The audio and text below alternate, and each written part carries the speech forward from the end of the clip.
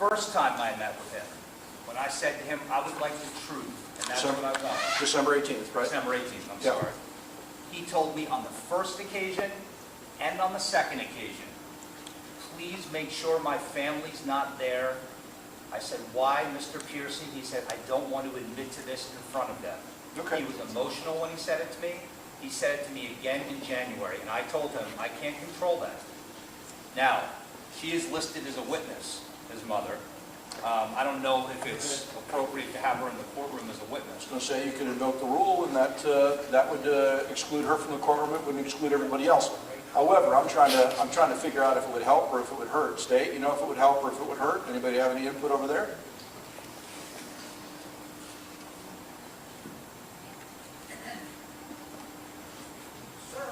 Sir. Yes, ma'am.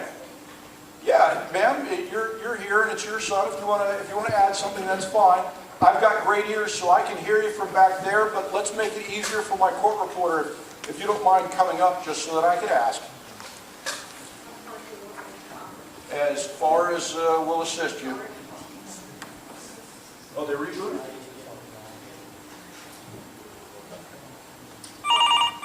Hey, look at this. Welcome to Open Voice Audio Services. I just got the phone Please working. enter your conference room number followed by the pound or hash sign.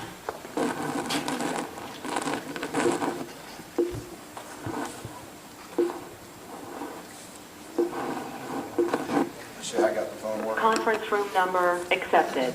If you are the organizer, press the star key now. Otherwise, please enter your PIN followed by the pound or hash.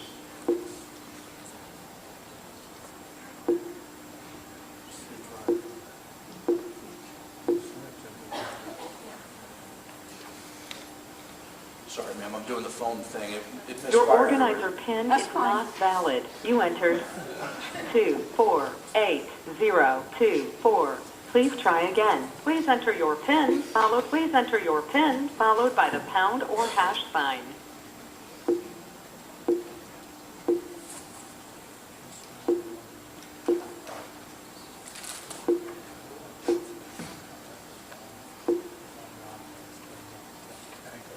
Please record your name after the beep, followed by the pound or hash sign. Pat Syracuse. For a menu of available commands, press star 1. There are 3 participants in the conference.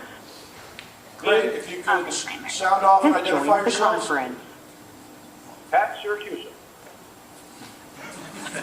Has joined the conference.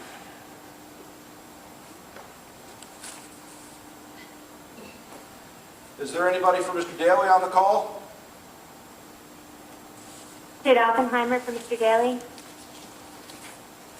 Anybody else? I didn't hear her. Kate Oppenheimer for Mr. Dailey. Oh, Sid? Sid Oppenheimer. Good morning, Ms. Oppenheimer. You've joined our program already in progress, and present at the... Thank you, Your Honor. No problem. Present at the podium is Mr. Piercy's mother, and I'm about to talk to her about how I might convince Mr. Piercy to participate in the hearing today. Ma'am. Good morning, ma'am. Okay. My name is Sally Simon. I am Jack Piercy's mother. Jack does know that I'm here today. Okay. He wishes my husband and I to be here. Okay. We are in close contact with him. Okay. I wish to clarify the thing of that telephone call that has been discussed here.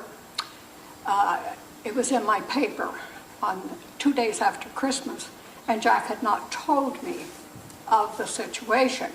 So naturally, when I saw it in the newspaper without hearing it from Jack first, I was upset. So I think that explains the telephone call. And if you think of a mother whose son has been in prison all of these years, and then I see something like that in the newspaper. So I was upset, and I absolutely admit that. I understand But- that nobody faults you for Okay, nobody faults you for all that, right. just so that you Well, know. I can take that, I understand. But So my my question son is- and I are very close. I know that my son will tell the truth here today. Okay. That Now, is clarified in my mind. I have talked with Mr. Fraley, and I know things. My son was brought up to to tell me the truth no matter what happened in his life. I told Mr. Fraley something that he didn't know, that when all of this happened, that they first left and went to Miami. That was not known. That was not known. So my son has told me, he called me after all this happened, said he was coming to Olathe, Kansas, where we lived, that he would turn himself into the authorities. That's what happened. So he has told the truth. I understand Now, what you're and telling I me. understand what he's done in this situation. I understand that. He should have stuck with it in the first place and denied it, but he didn't. Okay. What we're trying to figure out today is, how can I make your son most comfortable coming in and speaking to us under oath? Because we've never gotten him to give full testimony under oath, so that's what we're going for today. Just ask him to tell you the truth. Okay. All right, I will do that. And Tell him to ask you to tell you the truth as he would tell it to his mother. I was planning on mentioning his mother in my little presentation that I've worked up, But- so and I'm that's- glad you're supportive of that. That's fine, and he was supportive of us being here. We're supportive of him. Yes, this whole thing was wrong. There's been a lot of grief in both directions. And another thing that played into the part of the upset on that phone call, that was also the anniversary time of a death of another son of mine and his wife by a drunk driver. And so emotions were already high with me. And so if the court will forgive that, I would hope they would, but I'm sorry to hear that, and you have nothing to be forgiven because you didn't do anything wrong, and I don't want you to get the impression that we were telling or saying you did anything and wrong. another thing Yes. that's important for me to bring up Okay. is that when Jack talked to me about that, is he said, Mom, one of the things I had in mind was Jim Dailey's mother, because you're a mother and he has a mother. So I hope that there is understanding of that, because he does care. Okay. Well, let's see what happens, and you're listed as a witness, so I have a feeling you're going to get to tell your whole story today as well if we get past that first part where we get your son to talk, okay? Okay, All right, well, he thank you for better being talk here. or he'll be in trouble with me. Huh? He better talk sooner or he'll be in trouble with me. I understand. I may mention that as well, okay? Thank you, sir. Thank you.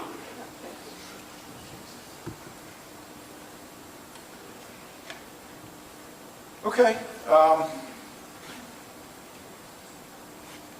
Unless anybody has any other ideas, I'm ready to bring him in here and give it a shot. Can I give a brief opening, Your Honor? I'm going to give an opening before we're even going to find out what's going to be able to be said. Yes, Your Honor. Judge Quesada gave the opportunity. I would like to say. Certainly, I was going to give you all an opportunity, but it just seems like we ought to know whether we're going to hear from Mr. Piercy or not, because your opening could be really long, or you could cut out some parts, right? It's going to be short either way, 10 minutes. Did you say short and then 10 minutes? I thought that for lawyer speak, that's short. All right, I'll concede that point. Go ahead. Thank you, Your Honor.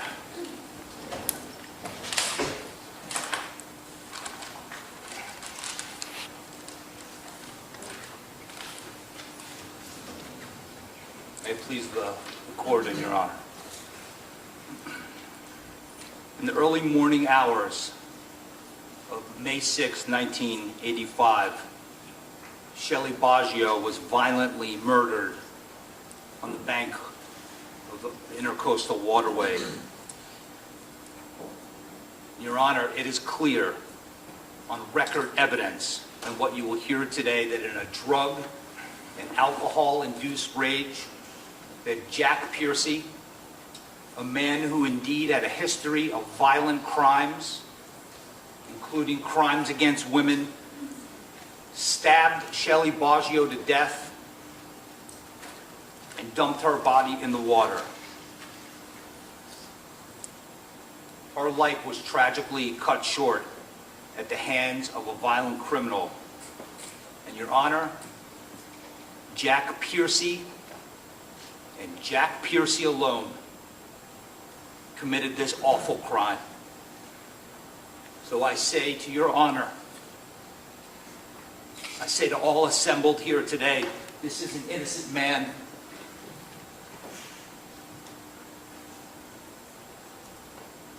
who sat on Florida's death row the better part of 33 years for a crime he did not commit. suffocating in the eventuality that the state of Florida would take his life for a crime he did not commit. Jack Piercy, who you will hear today, who had been implicated in a murder-for-hire scheme in the past and pinned it on his co-defendant in that case. A murder-for-hire scheme, Your Honor, where he took money to murder someone. And to him, it didn't matter whether he knifed him, his words, or shot him. There never has been, there never will be any direct evidence that my client, Mr. James Dailey, committed this crime. No physical evidence. Nobody that saw him with the victim alone during the time frame that the state argued at his trial, Miss Boggio was murdered. Your Honor, he had no motive whatsoever to hurt a hair on Miss Boggio's head. So after Jack Piercy gets convicted and sentenced to death, detectives go into the Pinellas County Jail and they launch into, to put it kindly, a fishing expedition, plucking people out of their cells and saying, have you heard anything? Has this man confessed to you, James Dailey? And they get nothing. Inmate after inmate tells them, James Dailey never said a word about committing this crime. So they center their case, and the trial against Jack Piercy on what we now know is perhaps one of the most disgraceful jailhouse snitches this state has ever seen. And he tells this ridiculous story of how James Dailey is moseying past his cell, a known snitch, and turns to him in words or substance and says, hey, by the way, I killed that girl. Your Honor, I'm going to object at this time. I know it's opening statement. This is what he expects to prove, but I know what the claim is. And the last 5 minutes, he hasn't mentioned anything that he expects to prove that goes to the claim that has been granted in this particular case. He's getting to it, and I understand your objection. I'm going to let him go because he's got 4 more minutes on his 10 minutes. And wet pants. They say wet pants. And you're going to hear today that James Dailey is picked up 6 months later, and he knows that the Mr. Piercy's girlfriend and a friend of Mr. Piercy's have said, well, he had wet pants. And he could have done what a guilty person would do and say, they're lying. My pants weren't wet, because certainly they've dried by now, right? And what he does is he lives with what the state would characterize as an inconvenient fact. Why? Because it's the truth. And he believes if he tells the truth, it will be believed. And who is the first person ever that has gone on record and said, you know how he got his pants wet? It was at the Bel Air Causeway. Jack Piercy. Jack Piercy. Your Honor, they proceeded on a theory that we now know as the result of this deposition is demonstrably false. Jack Piercy, not knowing what he was doing and not knowing that I have damning proof, has admitted under oath, where the state had an opportunity to cross-examine him in a deposition just a few weeks ago, that he was with the victim alone, during the exact time that their own medical examiner says Ms. Boggio was killed. And so he told the truth to me in a thoughtful, emotional moment. When I went to visit him, he didn't know me. I told him all I want is the truth. He got emotional. He even shed a tear. And he told me he cannot die for something that I did. He told me he would come over here and tell him the truth, and tell the truth. Hold on a second, Counselor. You can be a witness in this case? Because it sounds like you're testifying now. I'm not testifying. I'm going to ask him questions as to what he told me and what he said. All these things that he denied during his deposition? Yes? Okay. So you're going to ask him if he told you these things, and Yes. you expect he's going to say, no, I didn't tell you these things? I'm going to see. Do you have any good faith basis to believe that he's going to tell you that he said any of these things? I think that he might. All right, keep going. And Your Honor, he has confessed over and over and over again, and every time he confesses, he finds a way to wiggle out. You are going to hear, Your Honor, in his own words today, on those tape-recorded calls, he tells his mother, "I'll kill it." His words, not mine, talking about this proceeding, that he will just change his mind again and kill it. Your Honor, he can no longer play games with our system of criminal justice in this man's life. He cannot kill it. Because whether he takes the fifth today or he doesn't, that testimony is admissible, and if it comes up, I will argue to you how. It is absolutely as admissible as prior testimony. Under State v. Dailey from last year, didn't the Florida Supreme Court say no? Your Honor, I will raise, should I make the argument now? You don't have to. I'll wait. We'll save it and see what happens. But Okay. there's literally a Supreme Court case with Mr. Dailey's name on it that says otherwise. I respectfully disagree, and we can take it All up right, when it arises. we'll hear it. We'll hear it Okay. in a minute. And I can tell you, Your Honor, that this easily constitutes new evidence, that it certainly, had the trial court known, and it was unknown to the trial court, certainly to counsel and the parties, that he would have admitted, and certainly would have produced an acquittal. And it makes no difference if he now comes in here and says, "Oh, but I changed my mind now." Now Dailey did it, because that goes to his credibility, not its admissibility.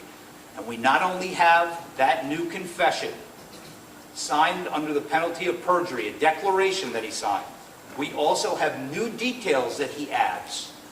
Now he had sex with his wife in the bathroom that night. Now he gives details about, the lie detector examiner in the deposition, that the lie detector examiner is lying. Again, we're not addressing a particular claim, and we're going into evidence that is clearly is not going to be admissible and cannot be used as substantive evidence. I understand what you're saying. Overruled. The opening statements are opening statements. I'll hear the rest of your opening statement. We'll see if the state wants to give one, and then let's get to the headliner and see if Mr. Pierce is going to testify. He has now admitted, Your Honor, under oath, where the state had the opportunity to cross-examine him. We now have under oath the only eyewitness in this case, Jack Piercy, in his own words, saying, "I and I alone was alone with Shelley Baggio from 1:30 to 3:30, because he has no idea that what we have are records, phone records of when a critical phone call was made by Oza Shaw that show that he has falsely testified in the past, has Mr. Piercy, that he actually dropped Oza Shaw off at 11:30 because he knows what the state's theory is. Well, Your Honor, they say it takes a long time, but sometimes the truth catches up to the lie. And now we have phone records to put that lie finally to rest for good. Okay. And I would ask Your Honor, at the end of this case, at the end of this proceeding, to let the truth be heard. The Florida Rules of Evidence dictates it. All we ask, the time for sympathy for James Dailey is far gone. He doesn't ask for anyone's sympathy. All he wants is justice. And I submit to you, Your Honor, that if you simply apply the rules and the law, that justice is what we'll get. A full and fair hearing where we can once and for all present the cumulative evidence of Mr. Dailey's innocence to this court to consider. Thank you, Your Honor. Thank you. State, do you wish to give an opening, or do you want to reserve until we see whether we're actually having Mr. Piercy testify? I prefer the latter. I have no idea what we're going to hear from Mr. Piercy, so I have no idea what was mentioned to the court. All right, I'll let you reserve until close of the defense case. Defense has one witness, or are you planning on calling more after Mr. Piercy if he testifies? Well, it depends how it goes. We may be calling one of their witnesses. All right. Well, what I'll do is I'll let you reserve to the close of Mr. Piercy's testimony. We'll see if he Thank you. testifies, because sometimes that happens, sometimes it doesn't. Something that came up there, you pronounced the victim's name two separate ways, Baggio and Boggio. Is there a member of the family here that can tell me what the correct pronunciation is? How do I pronounce it correctly? Boggio. All right. My apologies to the court, No. especially Ms. Boggio. No problem. And I've heard it pronounced very many ways, but with a last name like Syracuse, you can imagine I've heard my name pronounced about a million ways too. And I always assume everybody's trying to get it correct, and I want to try and get it correct when we're speaking about the young lady. All right, so when we do this, I'm going to have Mr. Piercy stand at the podium and face me rather than put him in the witness box when I try and discuss with him is the idea that he's going to testify today. And the reason I'm going to do that is I think if he's focused on the audience and looking at the attorneys, that's going to influence him and distract him on his decision. So I'll have him stand there at the podium while I talk to him. And I'm making just a couple more notes of things to talk to him about here.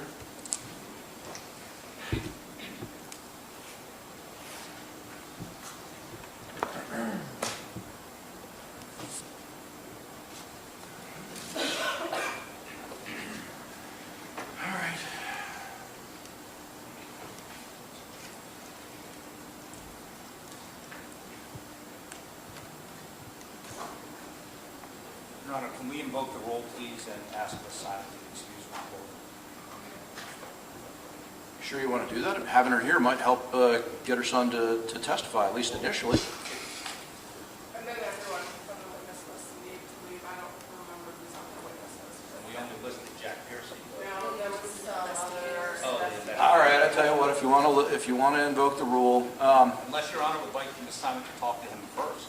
I wasn't going to have her talk to him, but if he asks for her or asks about him or about her, what I was thinking about doing was being able to give him the option of, I'll let your mom be in here when you testify, or if you'd rather have your mom not be in here, I'll have your mom not be in here because I'm trying to maximize your client's opportunity to get to hear from this witness. So that's the way I figure is the best way to maximize it, because if he says, no, I want mom to step out, I'll have mom step out. If he says, no, mom being in here is good with me, if it makes him feel better and gives us a better chance of getting the testimony, then why not leave him in, or leave her in? But it's up to you. If you want a moment to talk and to talk to your client, you absolutely have the right to invoke the rule, and I don't want the record to reflect that I was preventing you from doing it. I'm just trying to facilitate getting what you've told me you want, which is Mr. Piercy to testify. What are your thoughts, Counselor? It might be less awkward if she leaves the room before you ask whether he wants her here or not. Okay, that's a good point. Thank you. I like that. Ma'am, I might be asking you to come back in, but for just a moment, I'm going to ask if you would step outside while I start to talk to your son. And if he wants you to come back in, it sounds like everybody's okay with you coming back in, okay? All right. Thank you, ma'am.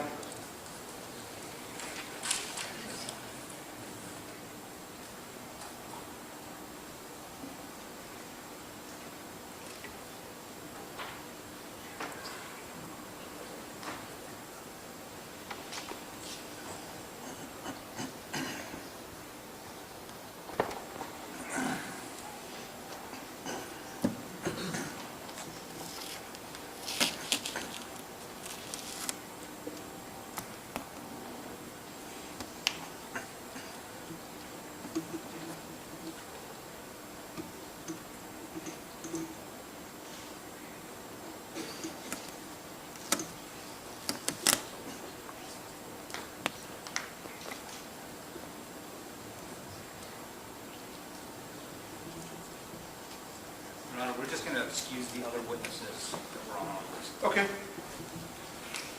All right, I've made all my notes to take my best run at him. State, any last words of advice before I take a shot at this? No, Your Honor. Defense, any last word of advice before I take a shot at this? No, sir. All right, let's bring him in and take him to the podium. Ready for it.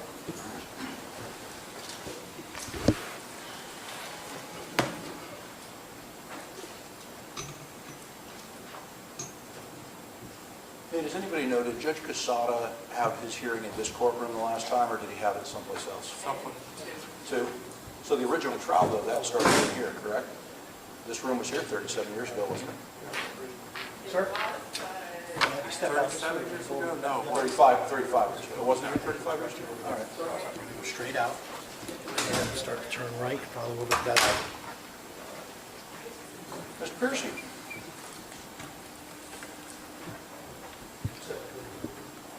Mr. Piercy, good morning, sir. Oh, can we close that laptop? I don't know why that's there. Sorry, Your Honor. You can grab it. No problem. May I, Your Honor, grab Yeah, it? you can grab it, yeah. Go around. Sir. Close it. All right. Sorry about that, Mr. Piercy. Good morning, sir. My name is Pat Syracuse. Welcome back to Pinellas County. I know it's been a long time since you were in this room, if you were ever in this room. I know Judge Quesada had a different courtroom down the way, but this is the courtroom I've got for today. I don't remember if your original trial back 30 plus years ago would have been in this room or was it in another room? Do you remember? No, sir, I don't remember. You don't remember? Okay. Well, since 2 years ago, the last time you were brought to Pinellas County for a court case, Judge Quesada's retired. I think he's actually even moved out of town. So I'm here now. My name is Pat Syracuse. I'm the circuit court judge that's now assigned to the post-conviction case involving Mr. Dailey. Now, Judge Pennick, the original judge on your case, you probably already heard, he's passed away. He's no longer here. Beverly Andrews, the prosecutor that was in charge of your case, she's retired. She's not here anymore. And John Halliday, he's long gone from the sheriff's office. And I believe Joan Woods, the medical examiner on your case, she's passed away. But here we are 35 years later, 35 years after your conviction, and I want to talk to you about some of the events that bring us all here today. During the last 6 months, because that's about how long I've been assigned to this case, I've been, reading a lot of documents. I read a lot of court records, heard the attorney's arguments a lot, and I even looked at some photos, and I read your deposition from 2 weeks ago. Today, it's my hope to hear from somebody that was actually around and involved in the events that bring us here. I mean, you're one of the original people. Most of the other people on this case are, we read about it, but we weren't participating in your trial. We weren't participating in Mr. Dailey's trial. You, sir, though, you've been on this from the very beginning. Now, I'm not here to pass judgment on you in any way, sir. That's, got nothing to do with what we're here to do today. I know you've had attorneys talk to you. I know you've had investigators talk to you. I know you've had judges talk to you about everything from perjury charges to parole hearings to contempt over the years. I'm not going to treat you like an idiot. I'm not going to be disrespectful to you and pretend that there's any way I can threaten you into testifying. It's not what I'm here to do today. And you know that, so there wouldn't be any point, right? Okay. So, in preparing for today, some of the things I did was I read your depots and I listened to some of your calls from your mom. I'm sorry that I got in a position where I had to do that. It's never my intention to unnecessarily insert myself into people's private lives. If you're on your way doing your thing here, I know you're in prison, but you should still be treated with respect, the same as anybody else. And your mom certainly doesn't deserve to be disrespected by having people eavesdrop on her. But it's part of the system and it's part of what we're doing. So I had to listen, and I listened. Now, listening to your phone calls with your mom, and I actually only listened to 2 of them, but listening to your phone calls with your mom, I think it might have even been the last 2 from a couple weeks ago, and reading all your deposition stuff, I took 3 things away, 3 observations away from that. The first one is that, well, as I already told you, there's no point in trying to threaten you with contempt or perjury or any of that nonsense, and you've already figured out the parole commission's not going to let you go. You know that. So I'm not going to do that. Second thing I figured out is you feel very strongly that law enforcement didn't give you a fair shake 35 years ago. I get that. I do. And I hear your concerns on that. And I read your concerns extensively. Like I told you, Halliday's not here. He's gone. Andrews, she's not here. She's gone. I don't know whether you had much of a grievance with Judge Pennick, but he's gone. And certainly Joan Woods isn't around anymore. They're all gone. And you're still here 35 years later. I brought you here today to ask you, isn't today finally the day for you to tell the world your story from the witness stand, as a witness, as you could have been 35 years ago, but as we're asking you to be here today? And I'm asking you as a gentleman. Now, the third thing